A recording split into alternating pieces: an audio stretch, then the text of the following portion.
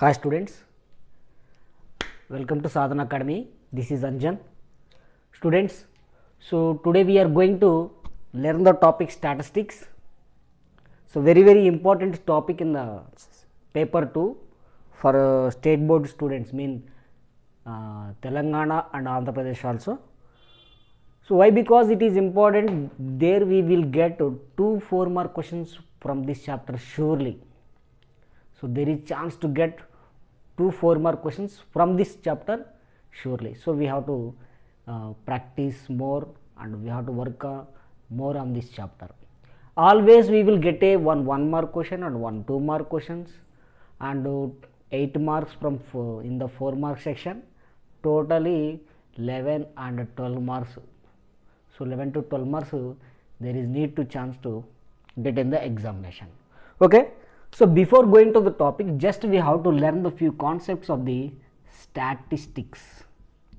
We have to understand the few concepts of the statistics. Okay.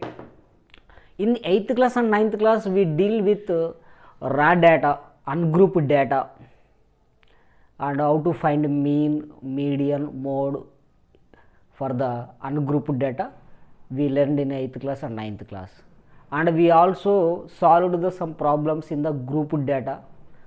So what are the terms in the grouped data? Let us learn, student. Okay. Here class intervals.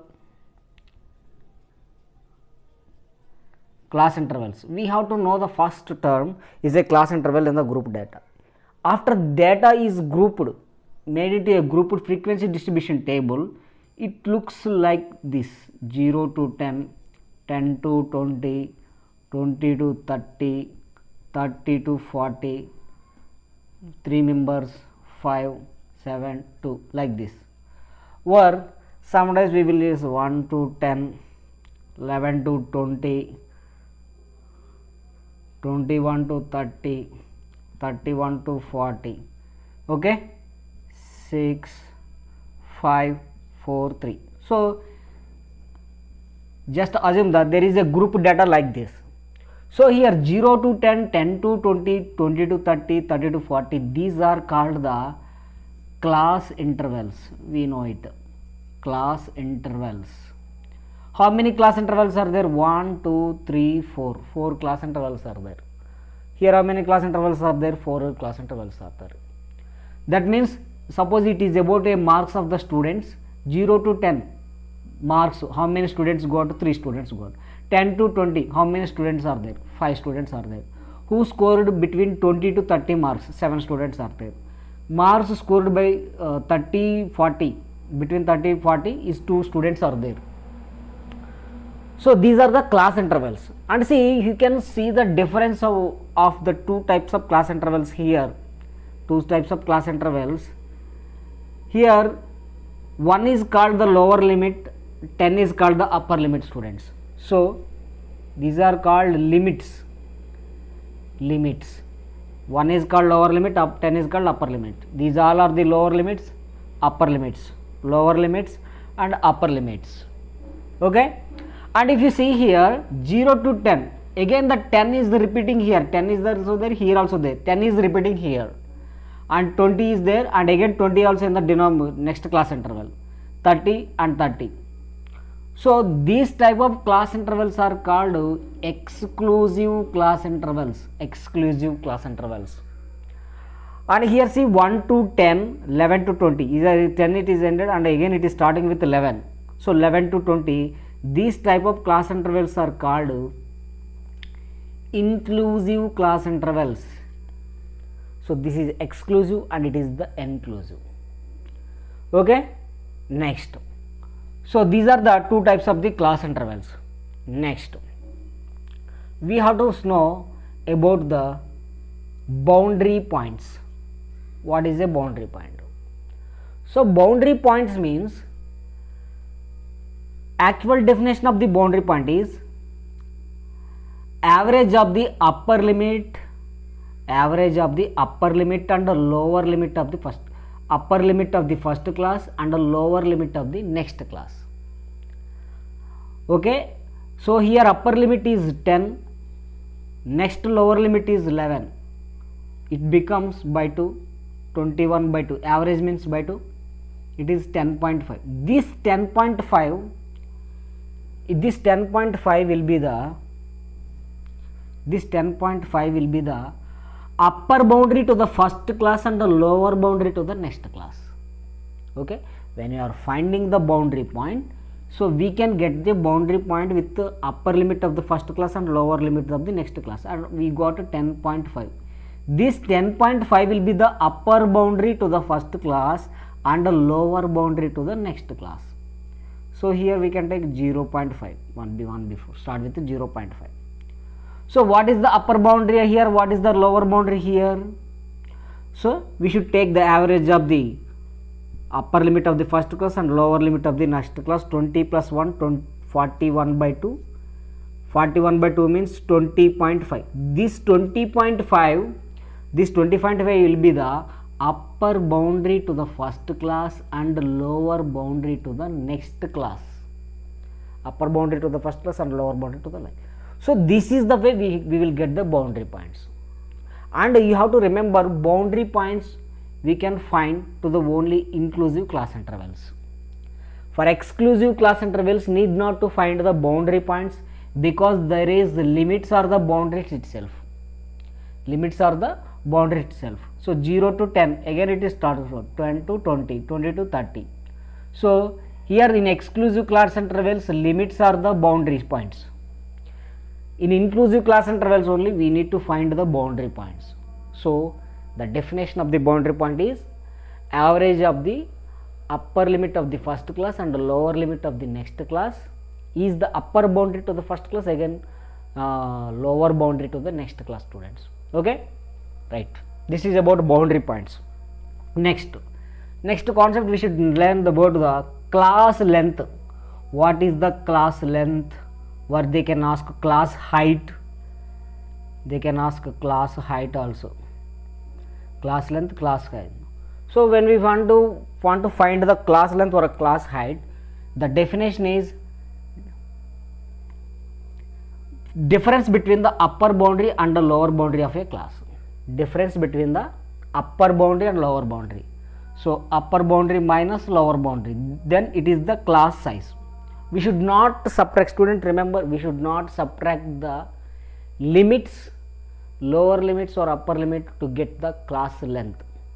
Always when you are finding the class height or class length, you need to subtract the upper boundary and lower boundary.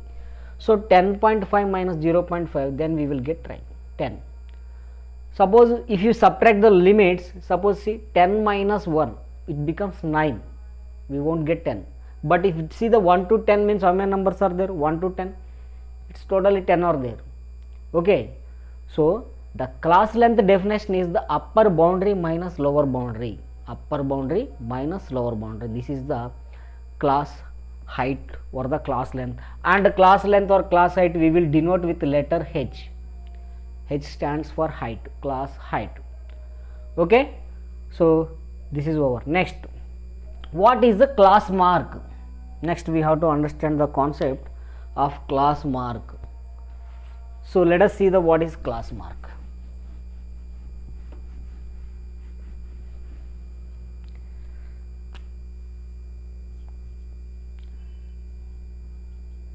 Class mark is very important. We will use in the finding the mean.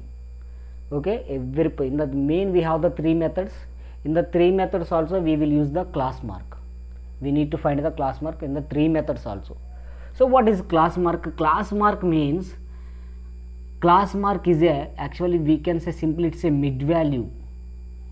Class mark is nothing but mid value, but the definition is average of the